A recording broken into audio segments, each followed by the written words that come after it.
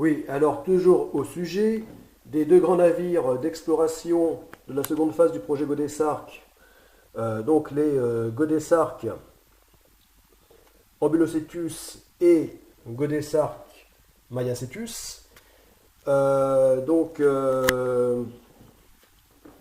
bon, et bien ce gigantesque voilier de type pentamaran amphidrome sera aussi un navire de type SWAM. Bon, enfin, je te traduis le titre, enfin la signification en français. Donc, multicoque à surface de flottaison minimale. Voilà. Donc, pour augmenter ses performances nautiques. Voilà. Ce qui lui assurera plus de. Enfin, lui permettra d'être beaucoup plus stable et plus rapide. Voilà, plus rapide par rapport à la même puissance de propulsion. Voilà, donc ce qui en fera que d'un point de vue architectural, ça sera un navire euh, euh, hors du commun, enfin, par rapport à ce qui existe aujourd'hui. Donc un navire qui sera vraiment une rupture technologique, voilà, du fait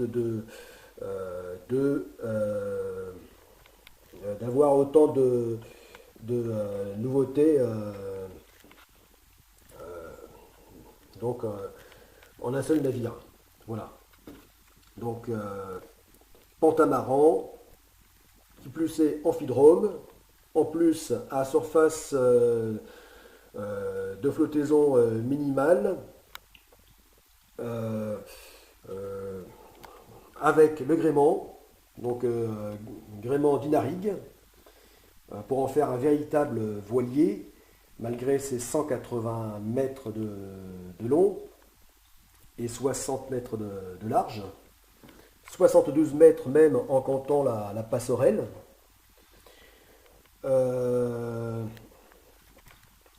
Donc voilà, ce qui en fera un navire, on peut dire, révolutionnaire. Voilà. Donc aussi le fait qu'il sera houlomoteur, que après enfin, avec donc la surface, l'énergie vélique, voilà, donc l'exploitation du vent, sa principale énergie de propulsion se fera par la houle, donc l'énergie houlomotrice, donc qui seront donc des sortes d'ailerons placés entre ces coques. Voilà, entre donc la coque principale ici et les flotteurs. Voilà. Donc, et puis bien sûr, après, d'autres énergies renouvelables, telles que le panneau solaire, puisqu'il sera couvert d'un maximum de surface de cellules photovoltaïques, de, euh, comme autre source d'énergie, toujours renouvelable, et bien le, euh, en exploitant donc le courant, donc des hydroliennes,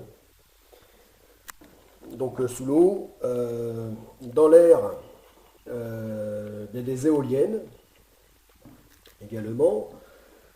Il y aura donc la méthanisation aussi, et puis exploiter l'énergie donc de la force humaine. Voilà.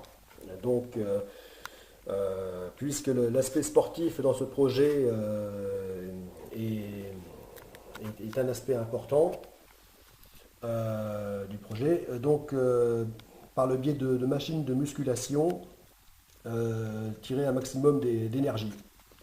Donc, issu de la force humaine. Voilà. Et même pas seulement de la musculation. Par exemple, on pourrait imaginer des capteurs d'énergie au sol, c'est-à-dire récupérer l'énergie des personnes qui marchent. Voilà, enfin, tirer un maximum d'énergie donc du mouvement humain. Voilà. Eh ben oui, parce qu'à bord, il y aura donc un demi-millier de personnes. C'est-à-dire que sa capacité maximum d'hébergement sera de 540 personnes. Voilà. Donc, ça fait du monde. Et, donc, cette énergie à récupérer ne sera pas négligeable. Voilà. Donc, toutes ces innovations en feront un navire révolutionnaire. Voilà. Donc, le but étant de créer un navire à énergie positive, c'est-à-dire un navire qui serait capable de produire plus d'énergie qu'il n'en dépense, qu'il n'en aura lui-même besoin. Voilà. Et ainsi, ça permettrait même de fournir l'énergie à ses annexes, donc à ses multiples embarcations. Voilà. Donc, c'est le but recherché. Voilà. Et tout ceci, donc, en restant un véritable voilier. Voilà. Et ce qu'il sera largement avec ses 10 000 mètres carrés de surface de toile, de voile. Voilà. 10 000 mètres carrés. Soit 1 hectare. 1 hectare de voile. Imaginez. Voilà. Donc j'ai gardé le gréement, enfin j'ai retenu finalement le gréement d'Inarig parce que ce gréement est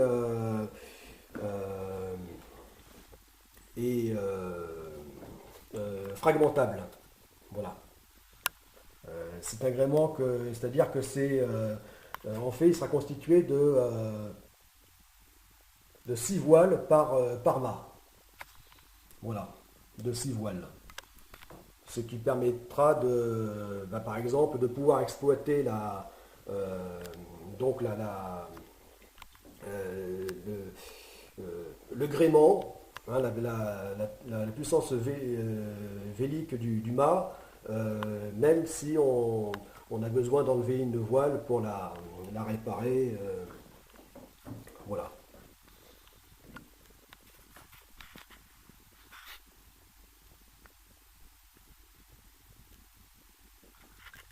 Bon, j'arrête là pour cette première présentation donc des GA Ambulocetus et GA et Mayacetus. Voilà. Dans leur nouvelle et définitive donc option. Configuration. Voilà. A plus, c'était le commandant Tolric.